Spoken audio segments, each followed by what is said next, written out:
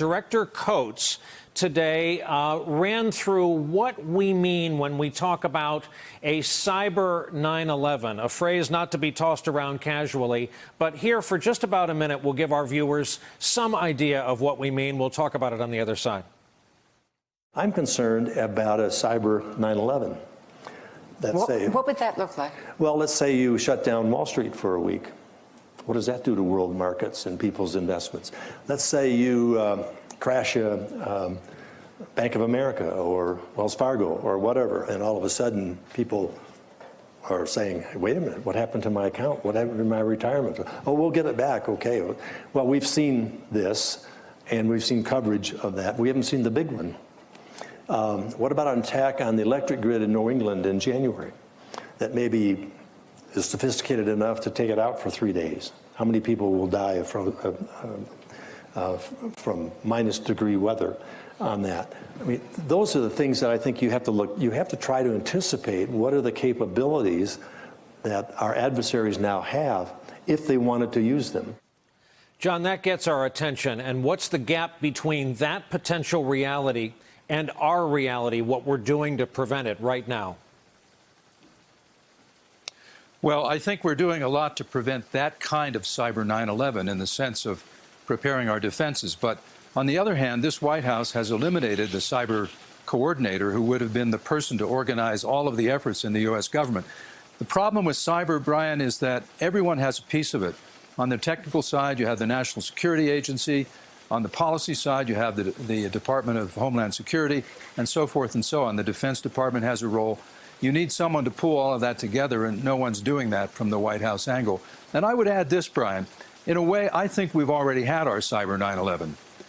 For me, it's a cyber 9/11 when 150 Americans have been exposed to Russian propaganda through Facebook, as Facebook has acknowledged, and countless others through Twitter.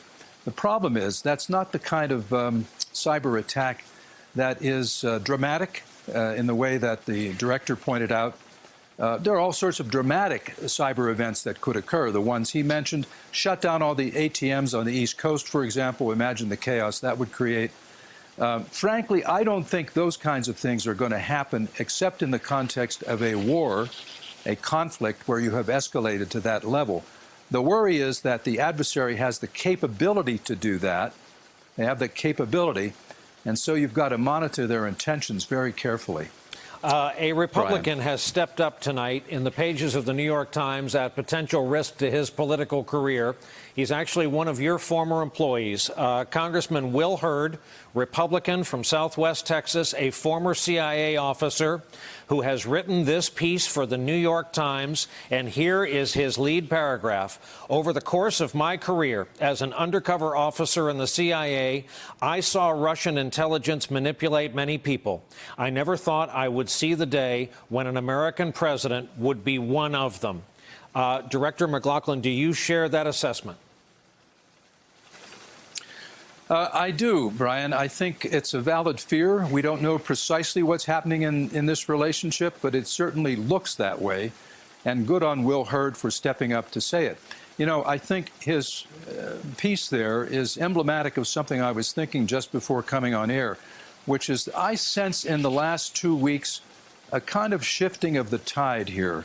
You know, you on your program and others have talked about at what point will this tip? At what point will there be critical mass of objection to some of the lunacy that's going on here under this president?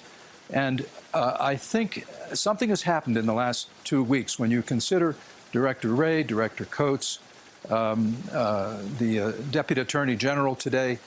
Some prominent Republicans have spoken out, though not in an organized way yet, about the Russian events. I just think that the way the president, to state it baldly, the United States was attacked and the president sided with the enemy in his Helsinki remarks. I think that really got people's attention in a way that nothing else has up till now. Hey there, I'm Chris Hayes from MSNBC. Thanks for watching MSNBC on YouTube. If you want to keep up to date with the videos we're putting out, you can click subscribe just below me or click over on this list to see lots of other great videos.